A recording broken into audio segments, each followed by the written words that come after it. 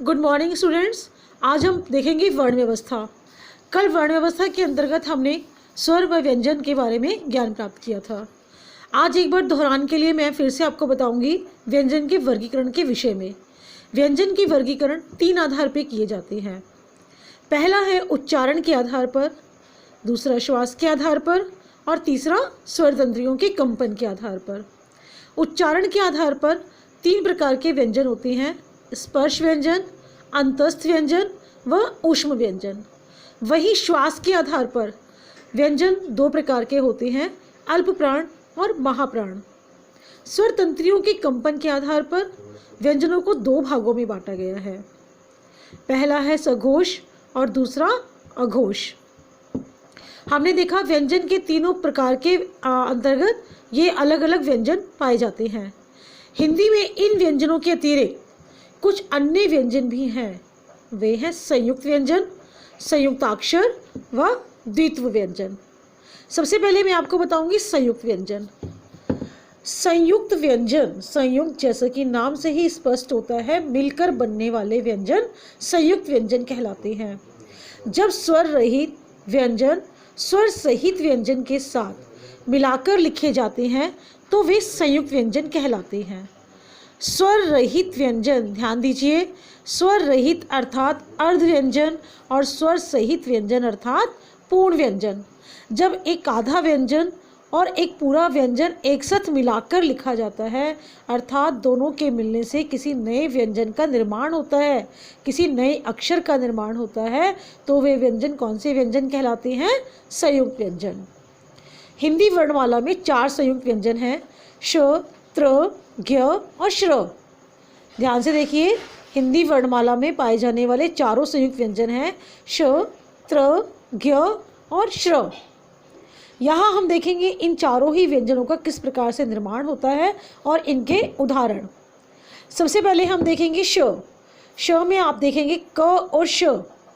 क और श के मिलने से श का निर्माण हुआ है और पहला व्यंजन अर्ध व्यंजन है, क के नीचे हलंत लगा हुआ है, और दूसरा व्यंजन स्वर सहित अर्थात पूर्ण व्यंजन है। एक स्वर रहित व्यंजन में एक स्वर सहित व्यंजन के मिलने से श का निर्माण हुआ।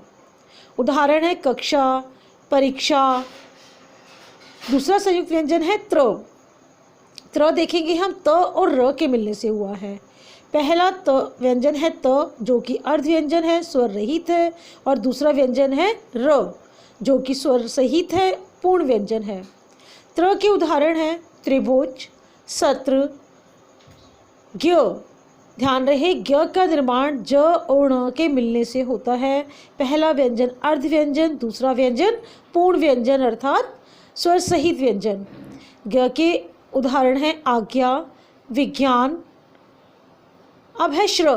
श्र का निर्माण होता है श और र के मिलने से। श एक अर्ध व्यंजन है और र पूर्ण व्यंजन है। इन दोनों के मिलने से निर्माण होता है श्र का। उदाहरण आप देखिए परिश्रम, श्रीमती। इसके बाद हम पढ़ेंगे संयुक्ताक्षर। संयुक्त व्यंजन में हमने पढ़ा स्वर रहित व्यंजन और स्वर सहित व्यंजन मिलाकर लिखे जाते हैं, किंतु संयुक्ताक्षर में पहला व्यंजन स्वर रहित तो होता है और वही दूसरा भी स्वर सहित होता है, किंतु इनको मिलाकर नहीं लिखा जाता। दोनों अलग अलग व्यंजन एक साथ लिखे जाते हैं। ध्यान से देखेंगे दोनों का अंतर। दोनों में पहला स्वर रहित व्यंजन है, दोनों में ही दूसरा व्यंजन स्वर सहित है, किंतु अंतर है संयुक्त व्यंजन में दोनों को मिलाकर लिखा जाता है, जबकि संयुक्ताक्षर में दोनों को अलग अलग लिखा जाता है। संयुक्ताक्षर 2 व्यंजन हैं, क और त। पहला अर्ध व्यंजन, दूसरा पूर्ण व्यंजन, किंतु यहाँ आप देखेंगे क आधा और यहाँ पर त पूरा, यानी दोनों व्यंजनों को उसी रूप में लिखा गया है। उदाहरण आप देख सकते हैं रक्त, भक्त, भक्ति, शक्ति। स, यहाँ आप देखेंगे स आधा व्यंजन है और व पूर्ण व्यंजन। यहाँ पे स को अर्ध रूप में और व को पूर्ण रूप में लिखा गया है। उदाहरण आप देख सकते हैं स्वास्थ्य, स्वागत। न आधा, ह पूरा, दोनों को मिला के क्या बन गया? नह, कान्हा, नन्हा। द आधा व्यंजन, ध पूर्ण व्यंजन, दोनों को मिलाकर आधा द और ध। उदाहरण आप देख सकते हैं विरुद्ध, प्रसिद्ध। आधा त य, दोनों व्यंजन एक साथ लिखे गए हैं, मिलाकर नहीं लिखे गए, दोनों को अलग अलग लिखा गया है। जैसे एक उदाहरण है त्याग, त्याज्य। एक बार फिर से देख लेते हैं हम संयुक्त व्यंजन और संयुक्ताक्षर व्यंजन। दोनों में लिखे जाने वाले पहले व्यंजन अर्ध व्यंजन है, दोनों में लिखे जाने वाले बाद वाले व्यंजन पूर्ण व्यंजन है, अर्थात स्वर रहित व्यंजन है। किंतु अंतर है कि संयुक्त व्यंजन में दोनों को मिलाकर लिखा जाता है, दोनों को मिलाने से एक नए ही व्यंजन का निर्माण होता है। वहीं संयुक्ताक्षर में दोनों व्यंजनों को अलग अलग लिखा जाता है। अब आता है द्वित्व व्यंजन। द्वित्व व्यंजन, जब दो व्यंजन समान व्यंजन हो, पहला व्यंजन आधा व्यंजन अर्थात स्वर रहित व्यंजन और दूसरा पूर्ण व्यंजन अर्थात स्वर सहित व्यंजन। लेकिन याद रहे द्वित्व व्यंजन में दोनों व्यंजन समान होंगे। अगर ग है तो दूसरा भी ग ही होगा, अगर आगे आधा क है तो दूसरा व्यंजन पूर्ण क ही होगा, अगर आधा त है तो दूसरा व्यंजन पूरा त ही होगा। दोनों व्यंजन समान होंगे, दोनों व्यंजनों को अलग अलग लिखा जाएगा एक साथ, जैसे कि ग आधा पीछे पूर्ण ग, स अर्ध व्यंजन स पूर्ण व्यंजन, त अर्ध व्यंजन त पूर्ण व्यंजन, म अर्ध व्यंजन म पूर्ण व्यंजन, ल अर्ध व्यंजन ल पूर्ण व्यंजन। आप एक बार देखते जा रहे हैं, अर्ध व्यंजन बनाने के लिए हमें व्यंजन के नीचे हलंत का प्रयोग करना होता है। चुग्गा, ग से मिलके क्या बना चुग्गा, स से रस्सी, आधा त पूरा त पत्ता, अर्ध व्यंजन म पूर्ण व्यंजन म चम्मच, अर्ध व्यंजन ल पूर्ण व्यंजन ल गोरिल्ला, अर्ध व्यंजन ट पूर्ण व्यंजन ट बट्टा कट्टा।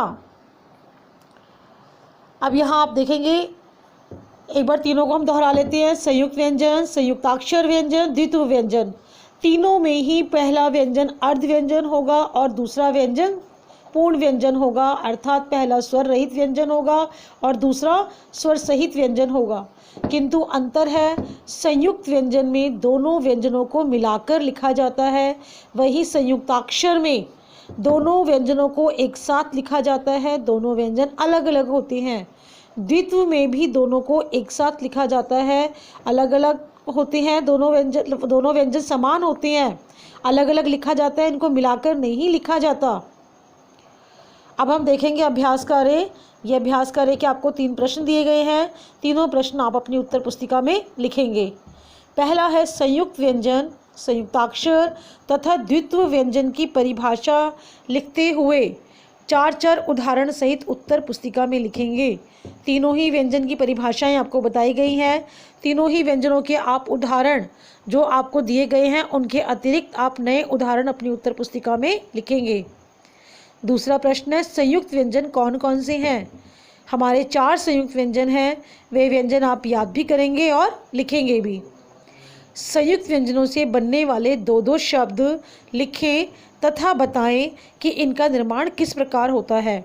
आप संयुक्त व्यंजन लिखेंगे चारों और उनके निर्माण की विधि लिखेंगे, अर्थात श का निर्माण कैसे होता है, त्र का निर्माण कैसे होता है, ज्ञ का निर्माण कैसे होता है, श्र का निर्माण कैसे होता है, यह आप लिखकर स्पष्ट करेंगे।